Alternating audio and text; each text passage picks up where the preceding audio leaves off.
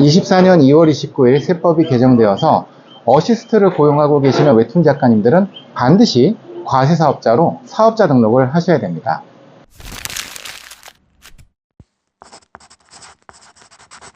여러분 안녕하세요. 김태원 쌤사입니다. 많은 웹툰 작가님들 어시스트를 고용하시고 어시스트님께 배경이라든지 채색이라든지 3D라든지 후보정 많은 업무들을 맡기시고 또 3.3%로 원천 징수를 하실 텐데요.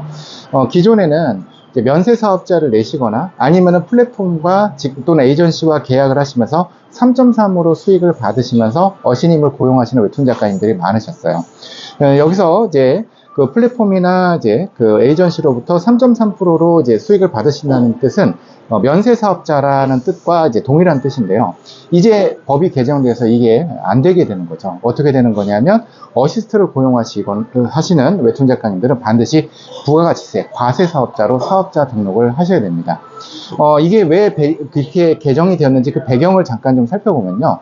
작년이죠. 2023년도에 저는 많은 웹툰 작가님들에 대한 세무조사 사건을 좀 담당을 해서 수임을 하고 이 부분과 관련해서 여러 가지 쟁점들을 국세청과 함께 다뤄본 경험들이 있어요. 작년에 정말 많은 웹툰 작가님들이 세무조사를 받으셨고 그 중에 많은 사건들을 저희가 이제 담당을 했었는데요.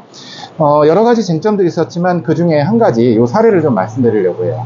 어떤 작가님이 저희가 이제 세무조사 중에 어떤 작가님이 플랫폼으로부터 3.3으로 그 계약이 되어 있으셔서 사업자 등록은 안 돼 있으셨어요. 근데 이분이 어시스트를 고용하고 계신 거죠. 그랬더니 이제 세무조사 과정에서 국세청에서 직원을 고용했으니까 이 작가님은 부가치세 면세가 적용되지 않기 때문에 과세로 보고 사업자 등록을 했었어야지 되고, 그러다 보니까 부가가치세가 이제 과세가 돼야 된다, 이제 이런 쟁점이 이제 대두가 됐었던 거죠. 근데 왜 국세청에서 이런 말을 하게 되었는가? 이제 종전의 부가가치세법을 잠깐 볼 필요가 있는데, 종전의 이제 부가가치세법에 보면요, 두 가지 요건을 갖추면 면세가 적용돼요. 그 중에 첫 번째가 뭐냐면 물적 시설이 없고, 두 번째가 근로자를 고용하지 않고. 통상에 이제 많은 웹툰 작가님들은 대부분 집에서 작업을 하시기 때문에 일본 요건, 물적 시설이 없고는 거의 다 충족을 하십니다. 즉 어시스트를 고용을 하셔도 거의 다 이제 그 인터넷으로 이제 자료를 주고받으면서 이제 작업을 하시기 때문에 대부분 사업장이 없으신 경우가 많아서 일본 요건은 대부분 충족을 하시는데, 이 두 번째 근로자를 고용하지 않고라고 하는 이 부분이 이제 세무조사 현장에서 논란이 됐었던 거죠. 국세청 입장에서는 어시스트 비용이 발생을 하니까 근로자를 고용한 것이다. 따라서 면세를 적용할 수 없고 부가가치세를 1년치를 전부 다 이제 내야 된다라고 이제 국세청에서 주장을 했던 것이고요. 저는요, 그렇지 않다. 어시스트는 근로자가 아니다. 이렇게 제가 주장을 했었던 거죠. 왜냐하면 근로자라고 하는 것은 4대 보험도 들어줘야 되고요. 퇴직금도 줘야 되고요. 근로관계가 있어야 되고 근로계약서도 써야 되고 고용관계가 있어야 되는데, 저희는 프리랜서를 고용한 것이기 때문에 근로자를 고용하지 않았다. 이렇게 제가 주장을 했었던 것이죠. 자, 여기서 이제 그 쟁점은 과연 우리 웹툰의 어시가 근로자성이 인정이 되는가에 대한 것인데요. 이 웹툰 어시에 대한 근로자성을 또 이제 논한다면은 사실 지금 이 영상에서 다루긴 좀 어렵고 더 이제 많은 이제 부분들을 검토를 해야 돼요. 결론적으로 아까 그 얘기로 돌아가서 세무조사 현장에서는 어떻게 해야 되는가? 제가 적극적으로 이 웹툰의 어시는 근로자가 아니다 이렇게 주장을 해서 실제로 과세가 되지는 않았어요.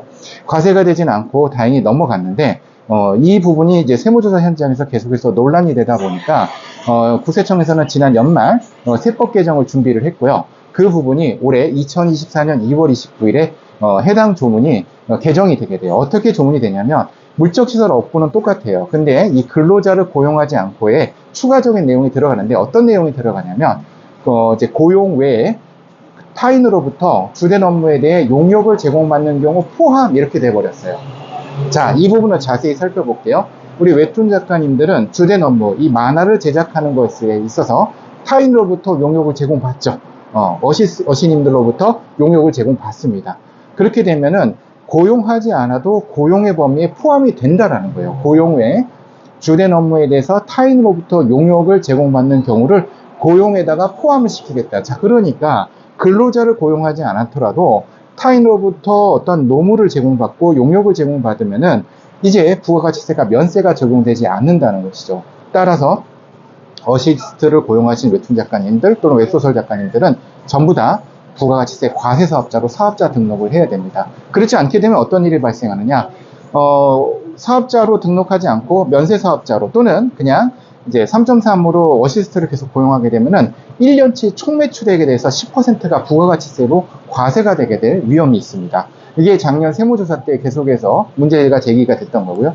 1년 총 매출의 10%가 부가가치세로 과세될 뿐만 아니라 세금 계산서 미발급 가산세, 신고불성실 가산세 같은 각종 가산세까지 부과되어서 실로 많은 세금이 부과될 이제 위험성이 있죠.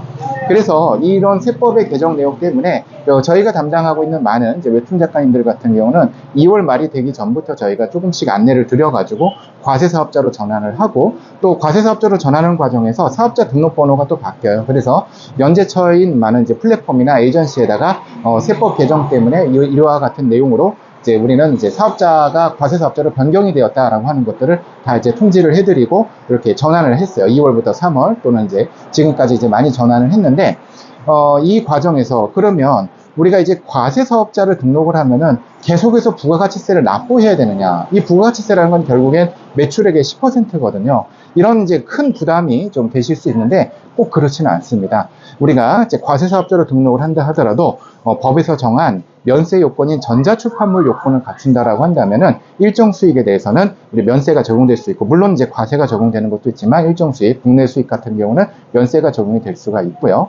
또 다른 이제 장점으로는 이제 창업 중소기업 감면이라는 게 있어서 이제 처음 이제 창업을 하신 이 그 창업 감면의 요건을 갖추시게 된다면은 지역에 따라서 50%에서 많게는 100%까지 소득세도 감면을 받으실 수가 있습니다. 5년간 받게 되는데요.